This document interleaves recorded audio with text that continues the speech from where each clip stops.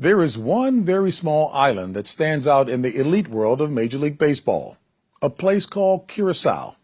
It's a tiny island off the coast of Venezuela with a population of just 150,000 that has managed to produce 5 current big leaguers and over 30 players in the minor leagues, the most players per capita of any country in the world. Curaçao is not a typical baseball island. Unlike the Dominican Republic, Puerto Rico, or Cuba, poverty, proximity, or politics do not play a role in the influx of talent to the major leagues. Curaçao is one of the richest and best educated countries in the region. Why is it the new red-hot source of American baseball? We went there to find out. In January, the weather is perfect on the Caribbean island of Curaçao. Perfect for the beach and perfect for the tourists exploring the capital city of Willemstad. Its pastel-colored old-world architecture and Dutch street signs make it look like a tropical Amsterdam. Curaçao is a cosmopolitan center of commerce, but just outside of the city, some of the island's most valuable exports are also hard at work. Showtime! Showtime! Here at Teodao Ballpark, about 30 major and minor leaguers from Curaçao have gathered for their regular off-season workout with Hensley Bam Bam Mullins.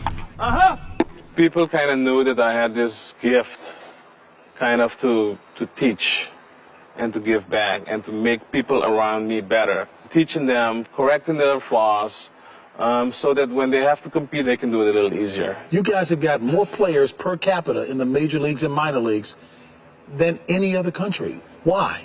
Well, I can tell you this. There is a big love for the game here.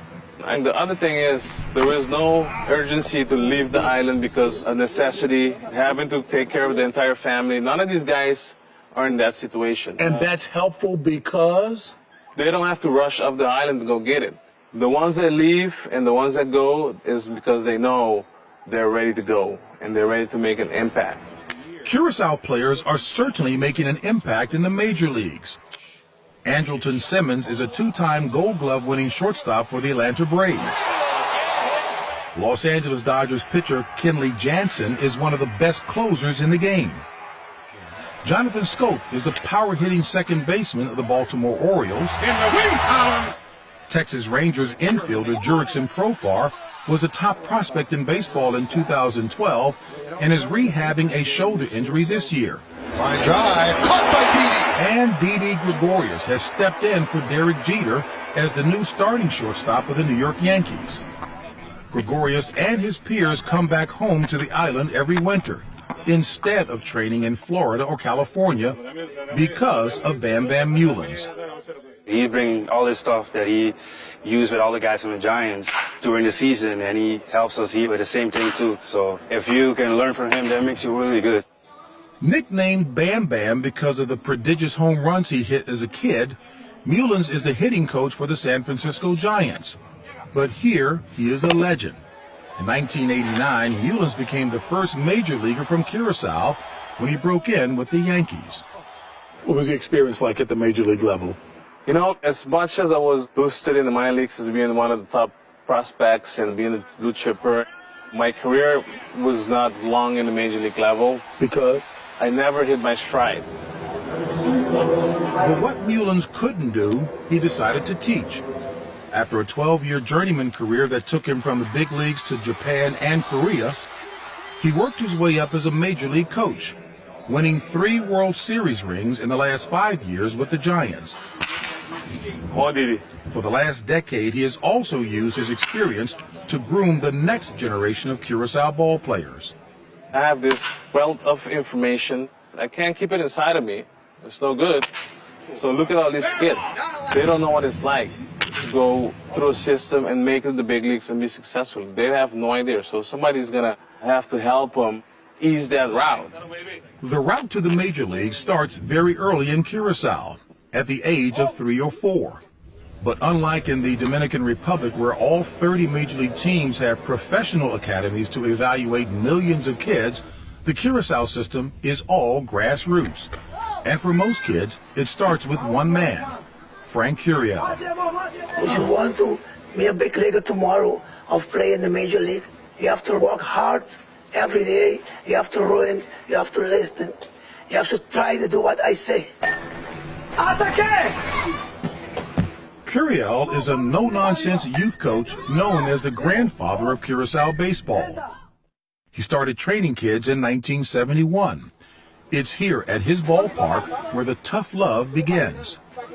Every day, parents drop off their kids and stick around to see the progress. Mr. Curiel, you were saying kids can't come here with what on? With watch. No watches? No ring on that. No earrings? No. No necklaces? No. You want the uniform to be Yes. clean and neat? Yes. Now, you know a lot of players today, they love to have the jewelry Yes. When you sign for the big league. when they sign for the big leagues, but not here in the little leagues. I understand that. Is that discipline, that hard work ethic, does that explain why the Little League program here is so successful? Yes, because I start to learn the kids the basic. The basics. Yes. Curaçao is 7 times smaller than Rhode Island, with 1/10 of its population. It was settled by the Dutch in 1634 and is still an independent territory of the Kingdom of the Netherlands today. Baseball came to the island after 1918 when Curaçao built a refinery to service oil from neighboring Venezuela. The oil brought an economic boom and lots of foreign workers in the 1940s and 50s who played baseball. The result? A $5 billion economy and a multicultural population of blacks, Hispanics, Europeans, and Native Indians who love the game and speak several languages, in addition to the local dialect, Papiamento. Some of your young men speak 3, 4, maybe even 5 languages.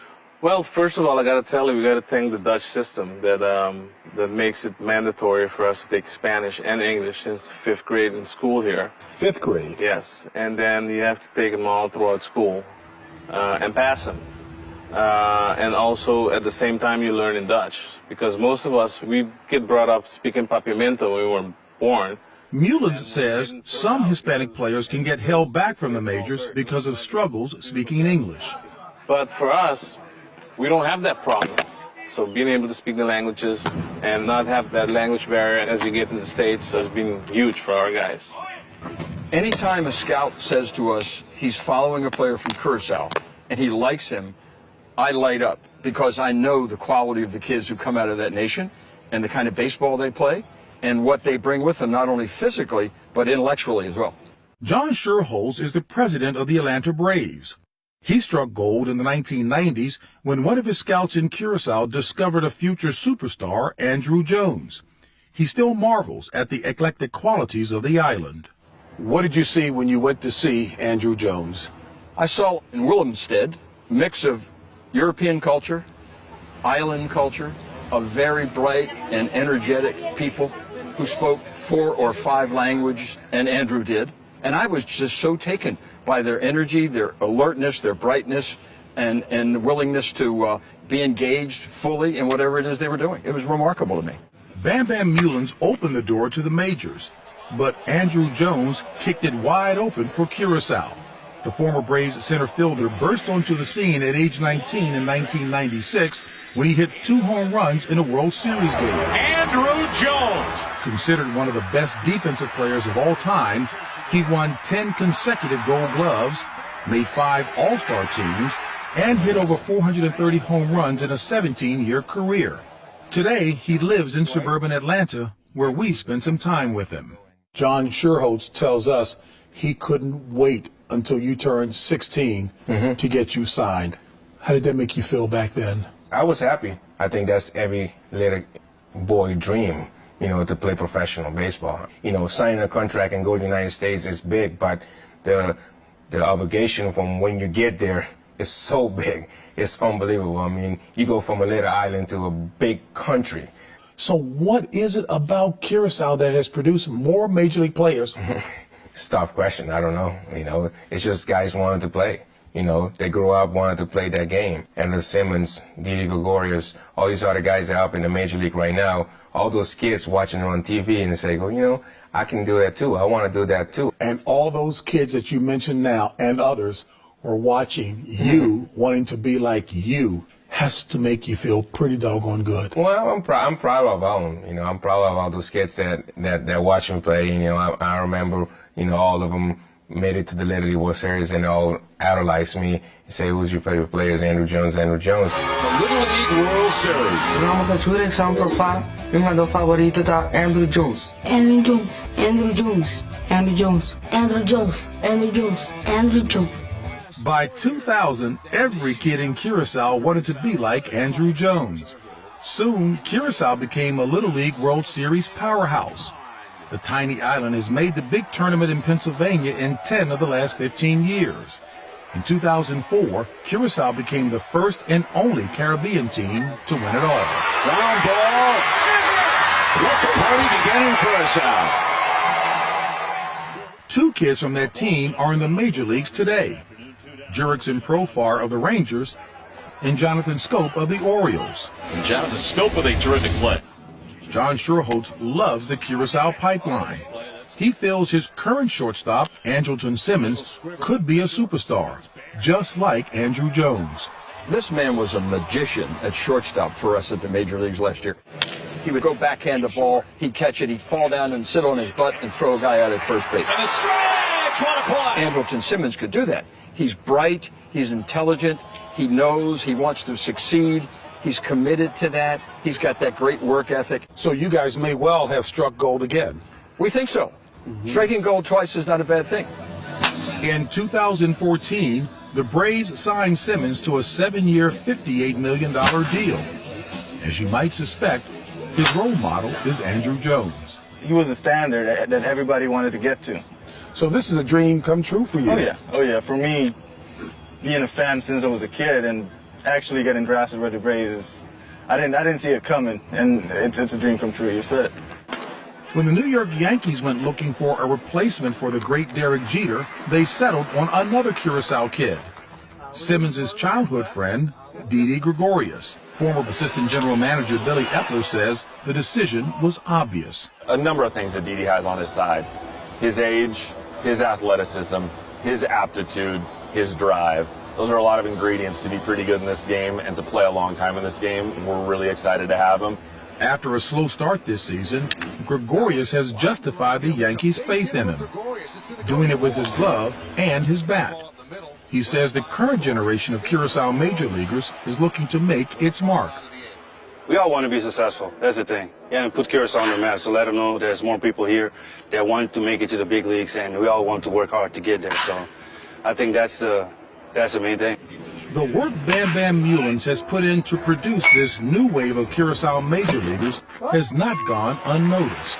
You are hereby knighted.